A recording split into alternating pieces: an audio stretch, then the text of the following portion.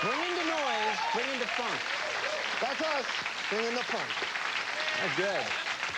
Man,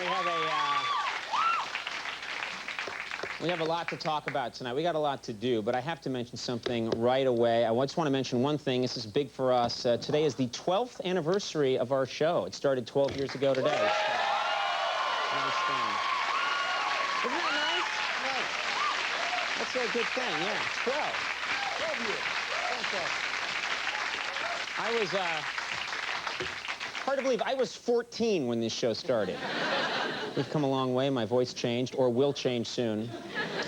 Now, some other programs would probably show a highlight from their 12 years on the air. That's what they would do in this situation. They'd say, it's been 12 years, let's show one of the highlights of that time.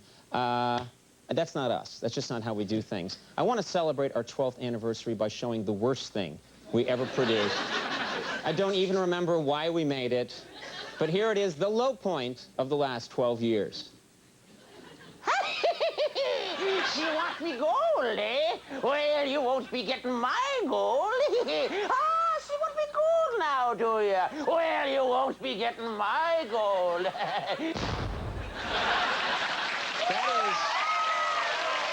There's no excuse for that kind of thing.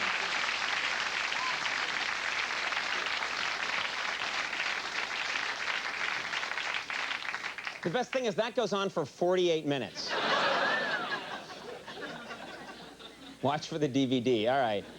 You know, but on a serious note, I want to get serious here for just a second. There is something else I wanted to mention about our 12th anniversary, and this is a nice thing to point out. Believe it or not, there is one man who has sat in the audience for every show we've taped over the last 12 years. One guy's been here every night. His name's Danilo Almeida. Alan, can we get a shot of him right now? This is pretty cool. He's been here every night.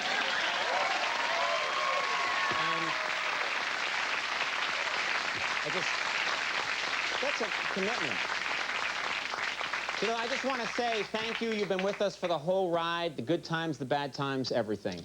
2,112 shows. Okay, well, that's a lot. And thank you for being there. Excuse me, Conan? Yeah. Danilo Almeida? Yes, Your Honor? You have served the full term of your sentence. You are now free to leave the studio. Oh, my God, thank you. Thank you very much. Freedom! Freedom!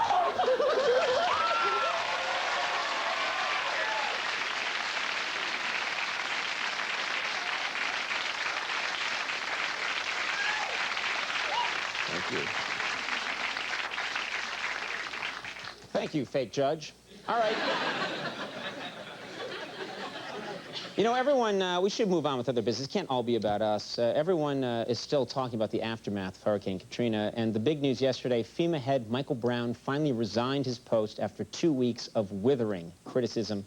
Now, people really have strong feelings about how Michael Brown handled the disaster. People are angry, including our own Mark Pender. Now, Mark, what are your thoughts? I understand you have a few words to say. I heard the news from FEMA that Brown is stepping down. He handled the hurricane crisis like a drunken circus clown. Oh, Brownie, you're a failure. Now the Gulf Coast is in despair. You're as good at emergency management as I am at growing hair.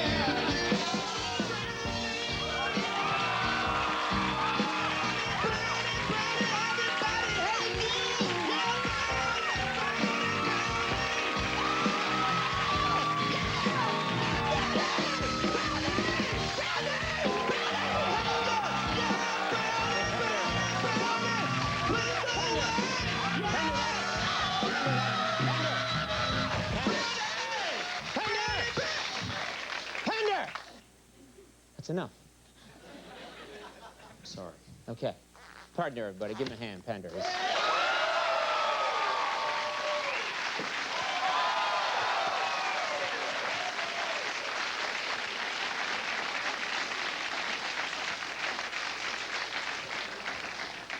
What a freak. All right. Well, obviously, Michael Brown was a colossal failure as head of FEMA. But I have to say I wasn't surprised in the least. A lot of people were. I was not. After all, there's a long, well-documented history of catastrophic and embarrassing Browns in this country. That's right. There's Bobby Brown, first of all. There's Downtown Julie Brown. There's Charlie Brown. The Cleveland Browns. Ava Braun, which in German means Ava Brown. James Brown, that's not a good photo. And finally, Brownson Pinchot. We cheated on that one, but he had it coming. Was initially... You know, another big Katrina story, so many celebrities have helped the survivors of the disaster. That's right, a lot of celebrities have chipped in. Everyone's heard that John Travolta flew his private plane to Louisiana and delivered 5 tons of food, which I think was really amazing. But actually, I got to point this out. Not all the celebrity aid to New Orleans has been that effective. Some celebrities have gotten involved and have not helped at all. For example, people were less than excited when Tom Cruise showed up with a tanker truck filled with his favorite beverage, Crazy Juice. No one needed it, no one wanted it. But man, was he pumped about it all.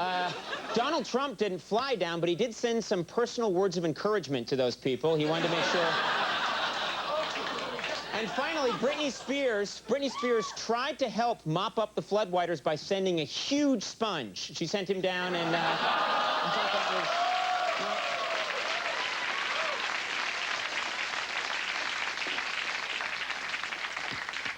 Now, finally, you know, you knew this wouldn't take long. You just knew it wouldn't take long. But all the networks are already making made-for-TV movies about Hurricane Katrina. That's right. And in fact, I found out today NBC is going to unveil a Katrina movie in a few months. That's right. And guess what? I snooped around. I managed to get a cast list of who's going to play who. This is secret. NBC doesn't want it out. But we're on late, and they're not watching. You want to see it right now? You want to find out who's going to play who? Good. For example, Louisiana Governor Kathleen Blanco will be played by Kathy Bates. I think that's good casting. Former FEMA Director Michael Brown will be played by John Lovitz. I'm excited. This is good casting. The man who replaced Brown in the field, Coast Guard Admiral Thad Allen, will be played by Higgins from Magnum P.I. Yeah. Sean Penn will be played by his brother Chris Penn. Homeland Security Chief Michael Chertoff will be played by Sam the Eagle. I think that's just good.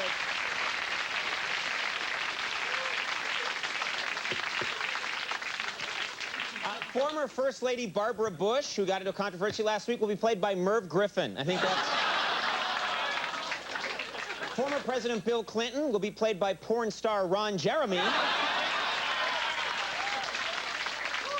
The New Orleans Superdome will be played by Kirstie Alley. Excited about that. Folks, it gets worse. Hang on. Pumping Station number 6. Pumping Station number 6 will be played by Paris Hilton. And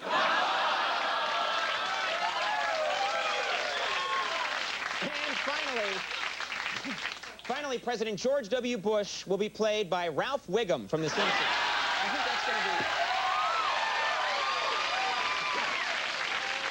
All right, everybody, amazing show tonight. Stick around when we come back. Gwyneth Paltrow's here. We'll see you in a minute.